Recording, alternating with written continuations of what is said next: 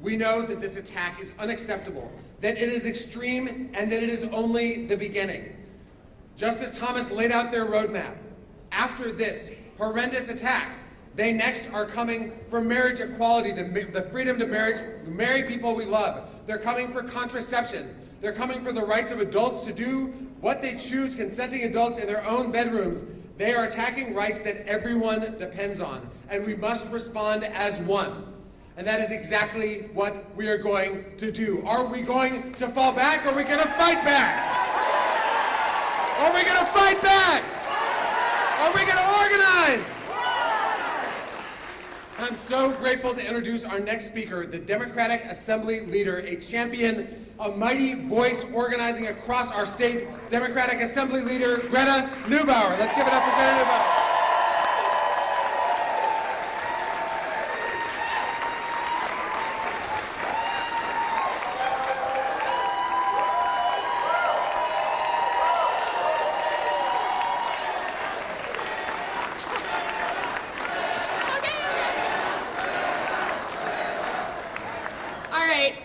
I just want to say that I am truly so grateful to be able to come and spend time with you all this weekend.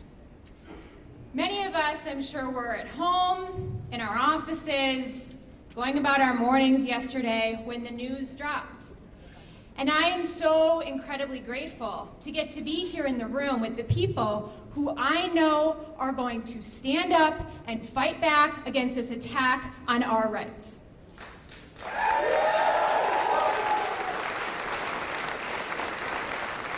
I think sometimes when we read the history books, we see photos of the people who were leading this fight in the past.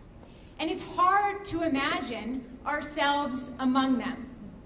But you all are here, and what that means is that the future of this state truly lies in your hands. Because it is going to take the people in this room and those watching elsewhere and those at home who are so furious that we have to continue this fight standing up and fighting back.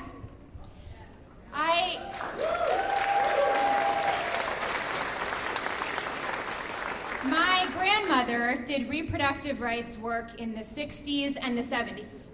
That was before and after Roe v. Wade was decided. I grew up hearing stories about the bomb threats made at the clinic where she volunteered in Minnesota. And that is part of my history, and that is part of our history, because we all know people who have been in this fight for generations. After the decision leaked a number of weeks ago, we had a rally that sprung forward in Racine 2 days later. And during that event, 3 women came up to me. The first said, I accessed an abortion before Roe v. Wade, and it went okay, and I was incredibly grateful for that experience. The second said that she had a botched abortion and worried that she would never be able to have children in the future. And the third said that she was a social worker, pre-Roe v. Wade, and she worked with an 11-year-old incest victim who thankfully survived giving birth to her child, but of course that was very much up in question. The reality that we are facing is one that none of us thought we would face. But we have to continue this fight. This work is going to be hard. It is going to require all of us to dig deep, but I am so, so grateful that we are in it together, that we can look around and draw strength from one another in this very difficult moment. Thank you for everything you have done and everything that you will do, because we're gonna need you. Thank you, everyone.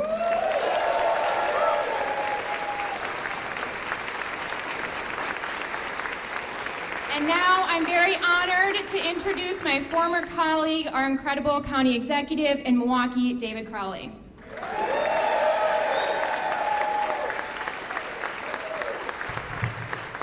Hello, everybody. Again, I am County Executive David Crowley, proud native son of Milwaukee in this great state.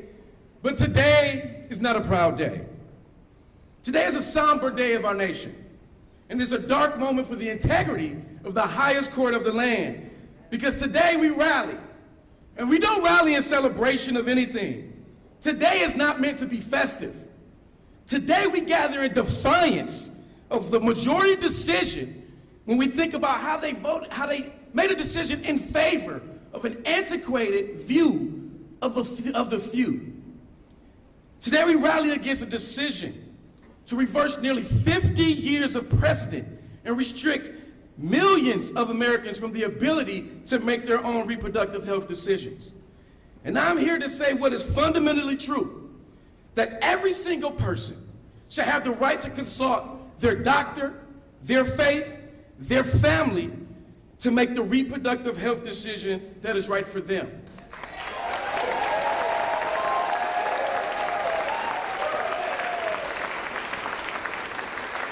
And I'm going to say it slightly different for those who may not understand what I'm saying, which is that every woman has the constitutional right to make their own reproductive health decisions. And when you think about what we're doing in Milwaukee County, we are focusing on how we can promote equity.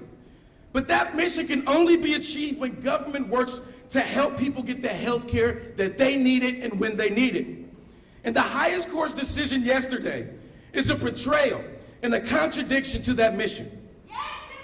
It is an act that will have deeply adverse impacts, particularly on women of color, women who already see some of the worst health outcomes in our healthcare system today, and women who will undeniably suffer from the decision due to having to resort to unregulated and unsafe medical procedures. Let's put it plainly. The decision is an act of ignorance, hubris, and cowardice.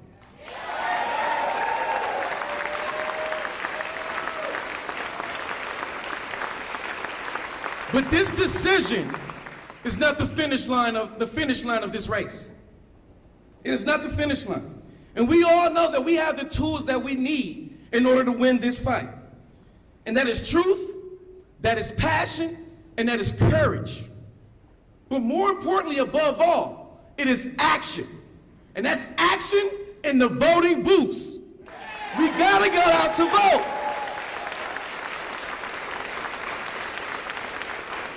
So I want you all to know that you can count on me in this action. Not just today, not just tomorrow, and not just on election day, but far and beyond. And so I would never, as a father of 3 girls, I would never stop the fight as it relates to defending women's rights to choose and make their own reproductive health decisions. And so I want to say thank you so much for having me here, but more importantly, please, please, please make sure that you get out and vote. And with that being said, I am honored and humbled to have a great friend in the Attorney General's office, and I want to make sure that we introduce him because he has been a great fighter right here in the great state of Wisconsin, my good friend, Attorney General Josh Kaul.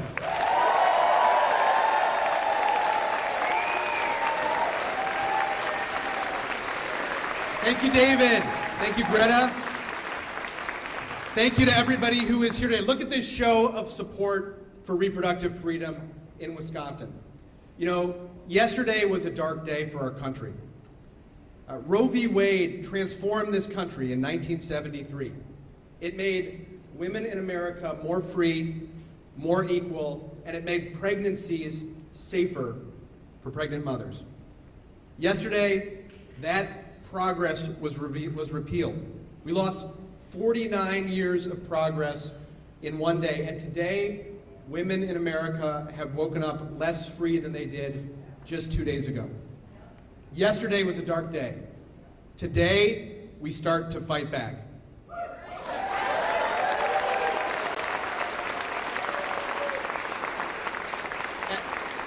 As Attorney General, my top priority is public safety. So let me be very clear about this. It does not serve the health or the safety of Wisconsinites to enforce a 19th century abortion ban, and we are not going to do it at the Wisconsin Department of Health.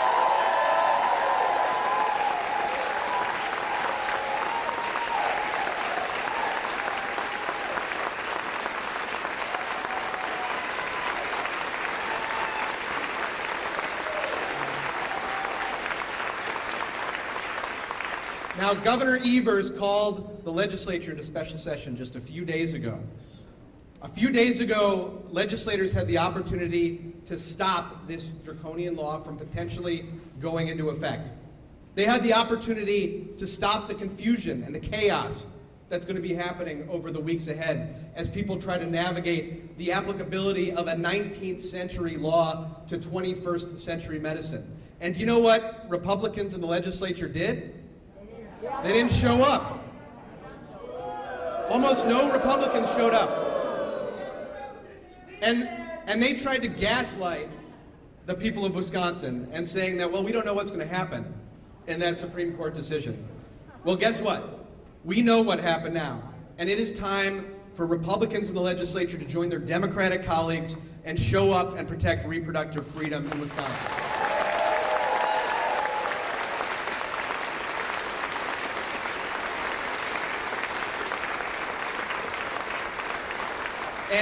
And you know the old line about politics, if you can't change their minds, you got to change their faces.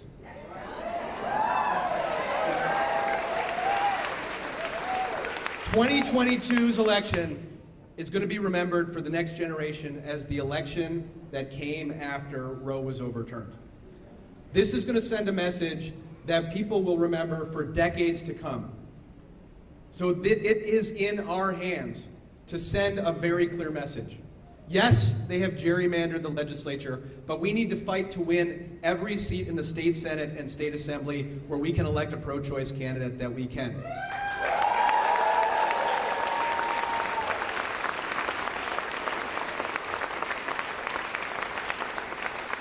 And while Republicans can gerrymander the legislature, they can't gerrymander the state of Wisconsin.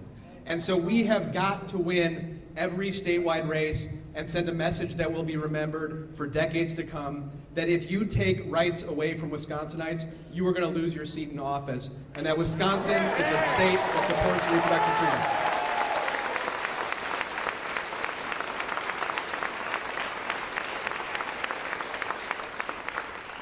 So the fight begins today. Today we begin working to restore safe and legal access to abortion in Wisconsin, and I can tell you that as long as I am your Attorney General, I am going to fight to protect our reproductive freedom until the rights of every Wisconsinite are fully restored.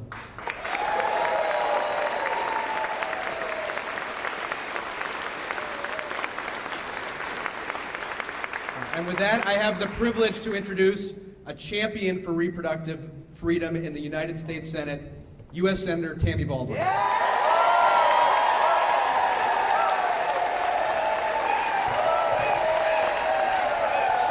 Thank you. Look at all of you.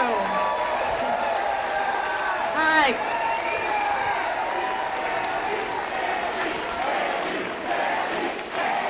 Thank you. Well, I am going to be speaking between two people who I regard right now as the brick wall in Wisconsin. Because you just heard our Attorney General talk about prioritizing keeping Wisconsinites safe and secure, and he won't be enforcing a law that was passed in 1849. And you're about to hear from our governor, who is part of that brick wall. But let me just state where we're at. Yesterday, an activist Supreme Court took away fundamental freedoms that Americans and Wisconsinites have counted on for over 49 years. Young people in this state woke up yesterday and learned that they will have fewer freedoms and fewer rights than their mothers and their grandparents. A law passed in 1849, 1 year after statehood. We are not going back to the middle of the 19th century.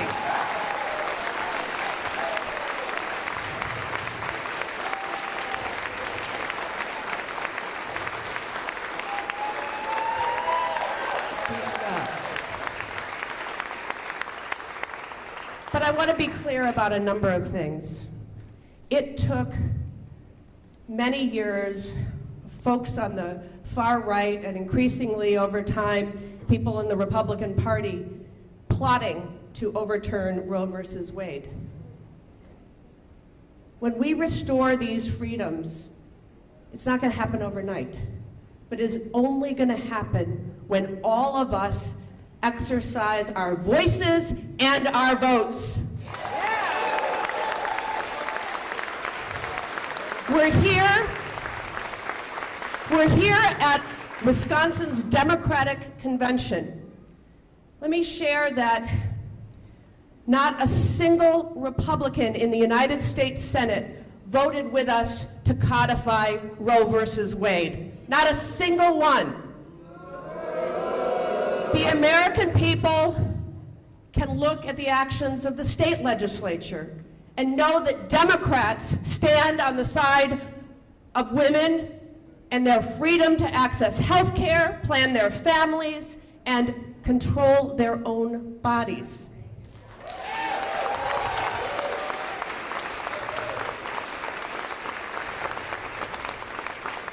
When we organize for and participate in this fall's elections, Roe versus Wade is on the ballot. And every voter, we have to exhort them to look to this issue. You stand with Wisconsin women and America's women or not. Please send me a Democratic partner in the U.S. Senate who will help.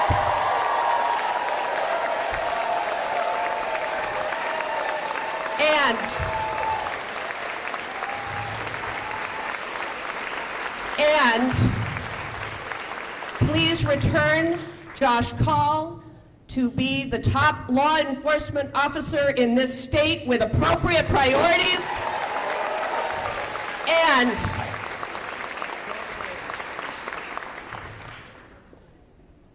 with those stakes in mind, we have got to re-elect Tony Evers as governor of Wisconsin. Without further ado, I give you Governor Evers.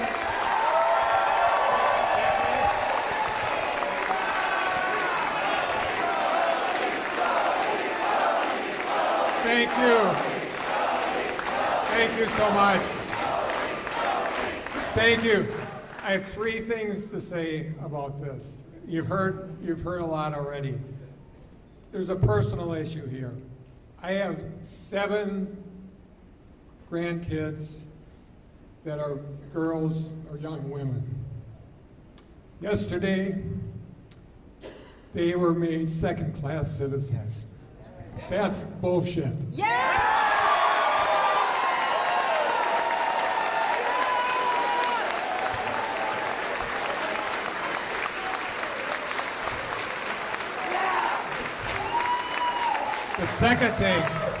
The second thing is what has been said before. This next election is critical. The 4 Republicans, you think it's bad now, the 4 Republicans that are going after me, one of them we're going to beat, they are going to make it worse. They are going to make it worse. Elections do matter. This is a tough situation, but we have to bring people to the legislature. Obviously, getting Tammy a much better partner and partner at the, and that should be very easy, folks. Very easy. We have to do it. We have to do it. And the very, very last thing is, you know, several of the speakers talked about the 1849 law that got us to where we are today. And you think about the people that created that law. I have to bet that not a damn one of them was a woman, right? Right. 1849. They didn't even have. They had no rights back then. So, 1849 law says that anybody that provides an abortion is subjected to a felony, 1 to 6 years. Did you ever think about the word clemency? I will provide clemency to any physician that is charged under that law. This is absolutely critical. So thanks a lot, everybody. Let's make this happen. Thank you.